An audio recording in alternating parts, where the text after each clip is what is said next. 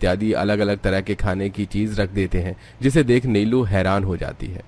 बाप रे बाप, इतना सारा कौन खाएगा माँ जी? पापा जी, घर में लोग भी नहीं है जितना सारा यहाँ खाना रखा हुआ है। बहू, तुम चिंता क्यों कर रही हो? हम सब तो हैं ही, लेकिन ये सारा खाना तुम्हारे लिए है। हाँ भाभी, देखो ना, समोसे, मोमोज, बर्गर, देसी खाना, पूरी सब्जी, आपको जो भी खाना है खा लीजिए। जी। आज अरे बहू को छींक आ रही है, थोड़ा एसी का टेम्परेचर कम कर दो। हाँ, मैंने कर दिया।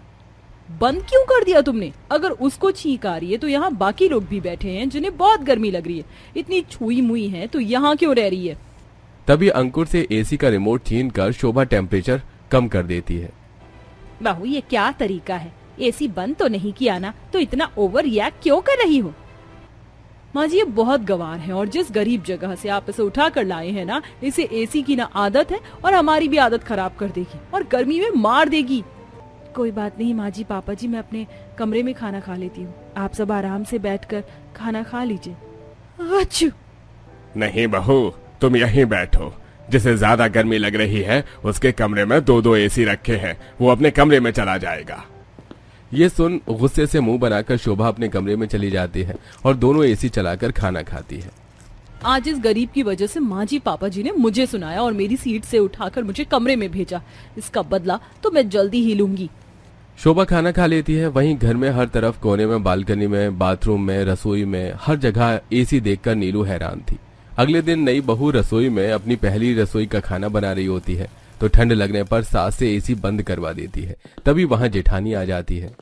उफ, कितनी गर्मी हो रही है, किसने रसोई का एसी बंद किया है? तो तुम गंवार यहाँ पर हो। अब तो मुझे कैलकुलेट करने की भी जरूरत नहीं, क्योंकि मैं समझ जाऊंगी जहाँ इस घर के एयर कंडीशनर बंद होंगे वहाँ तुम ही होगी। इतना ही था तो शादी क्यों की?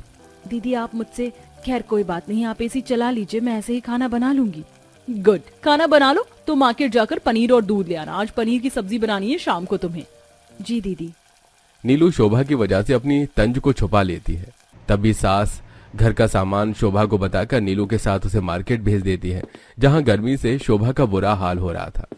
ओहो, मुझे कितने पसीने आ रहे हैं, बहुत गर्मी लग रही है। नीलू, तुम जल्दी से सामान ले आओ, मेरे से अब बाहर गर्मी में नहीं रहा जा रहा। ऐसा करो, तुम ये लिस्ट का सामान ले लो इस शॉप से और कार में आ जाना। मैं तुम्हारा वहीं वेट कर रही हूँ और माँ जी को ये सब मत कहना। जी दीदी। भाई साहब, ये सामान और कर दीजिए जल्दी से।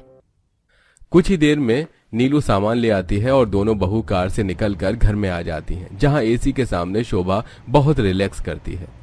अब जाकर जान में जान आई है मेरे तो। नीलू, तुम खाने की तैयारी करो, मैं आराम कर रही हूँ और हाँ, थोड़ा सा एसी का